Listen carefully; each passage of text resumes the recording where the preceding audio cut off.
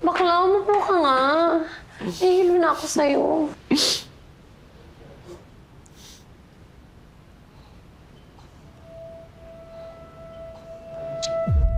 Ayan. Parang mapapadali na yung pamimigay ng mana.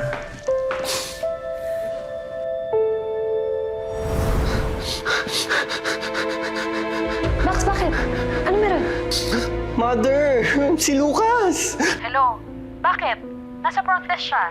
May nilagay siya sa tsaan ni Lolo kanina. Andito ba yung tasa? May something! Napakasama talaga ng batang ito. Sige, kakausapin ko ang mga tito at tita mo.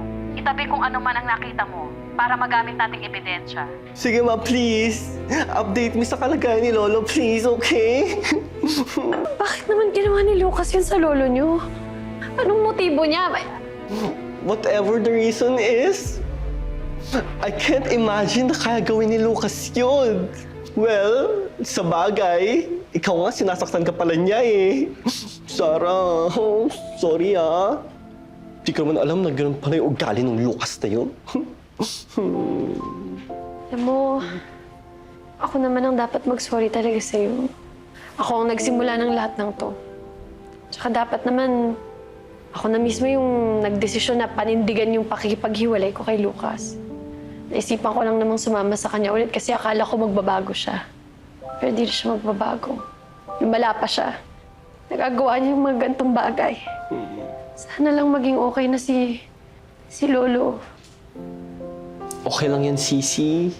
Nagmahal lang tayo. Umasa, di ba? At least, may Manuel ka na. Yun din pala, Eko.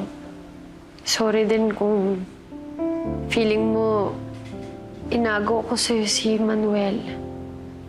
Sorry, Bax. Gaga? Wala yun. Totoo naman yung sinabi mo na babae ang endgame ni Manuel. At happy ako na ikaw yun.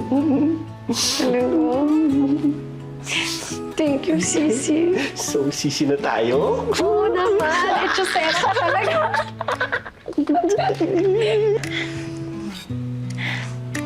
Surprise!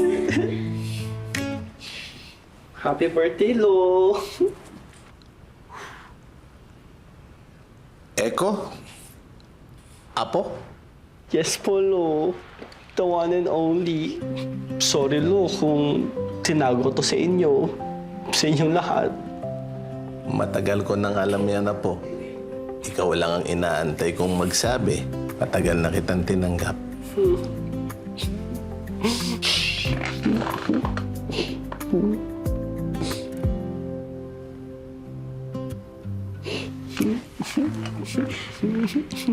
Thank you, Lo. Ayan. Okay na ang lahat. Happy na tayo. Oo, Apo. Yung nurse ko, magaling mag-alaga niya. Lo, preto agad. Ano ka ba, Sisi? Legit na talaga yan, oh. Kung wala nang echos-echos yan, oh. Bago mo na. Go, sis. Ikaw? Hi po, Mike nga po pala. Echo. Ay, happy birthday!